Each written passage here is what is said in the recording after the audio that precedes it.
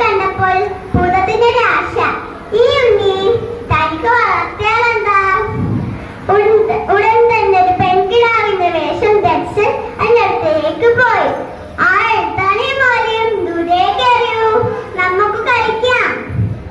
രണ്ടുപേരും കളിച്ചുകൊണ്ട് മരങ്ങളിലേക്ക് പോയി. നേരം സന്ധ്യയായി.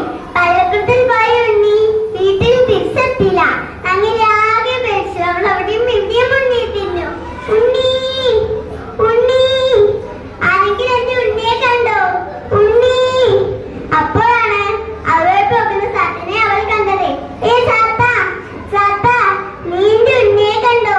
ഓ തമ്പുരാട്ടി, മലമുകളിലേക്ക് ഇപ്പൊ കളിക്കുന്നുണ്ട്. കൂടെ ഒരു കൊച്ചമ്പ്രാട്ടി ഉണ്ടായിരുന്നു. കൊച്ചമ്പ്രാട്ടോ? അതാരാ? തന്റെ കുഞ്ഞിനെ പുറംകൊള്ളലാണ് സത്യം. അതിനാട്ടിൽ ഓരോന്നും മനസ്സിലാക്കി. അത് മലമുകളിലേക്ക് പോയി. പുറമേ, നിന്റെ ഉണ്ണിയേക്ക് തിരിച്ചു തരൂ, നിന്റെ ഉണ്ണിയേക്ക് വേഗം തിരിച്ചു തരൂ. അങ്ങനെ ആരാണെന്ന് മനസ്സിലാക്കിയ ഭൂതം മൃഗത്തായി പെരുമാറിയായി മകളെ ഭയപ്പെടുത്താൻ ശ്രമിച്ചു. അവൾ പതറിയില്ല. പല ജാലവിദ്യകളും കാട്ടി അവളെ പാട്ടിലാക്കാൻ ശ്രമിച്ചു. അവൾ വഴങ്ങിയില്ല. അങ്ങനെ ചെയ്തെന്നോ തന്റെ രണ്ട് കളികളും ചൂഴ്ന്നെടുത്ത് ഭൂതത്തിൽ നൽകി. നിറമെഴുതാൻ എനിക്ക് എന്റെ ഉണ്ണി, എന്റെ ഉണ്ണിയേക്ക് തിരിച്ചു തരും ഭൂതമേ.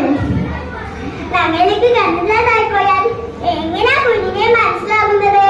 ഭൂതം കരുതി ഒരു തെച്ചി കൂമ്പ് പറിച്ച് 12 ചൊല്ലി ഒരു ഉണ്ണിയെ രൂപം ഉണ്ടാക്കി കൊടുത്തു. ഉണ്ണി അത് ഉണ്ണീനെ വാലിപ്പുണർന്നു. താൻ വീടും വഞ്ചിക്കപ്പെടുകയാണെന്ന് മനസ്സിലാക്കിയ നങ്ങേലി കോപത്താൽ ചോദിച്ചു, പെറ്റവന്റെ വഞ്ചിച്ച ഭൂതമേ, ഇനി ഞാൻ രക്ഷിക്കുന്നു. പെറ്റവിടെ ശാപം തനിക്ക് താങ്ങാനാവില്ല എന്ന് മനസ്സിലാക്കിയ ഭൂതം അങ്ങനെ കാശത്തിയും നീതിയും തിരിച്ചു നൽകി അവളെ കാലിൽ വീട് ശമ്യാചിച്ചു.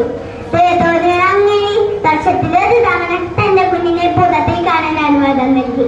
കൂട്ടുകാരിയെ, കടലിലെ ഭൂതത്തെ പോലെ നമ്മെ വളർത്താനല്ല തകർക്കാൻ കേൾപ്പുള്ള ഭൂതങ്ങൾ നമുക്ക് ചുറ്റിനുമുണ്ട്.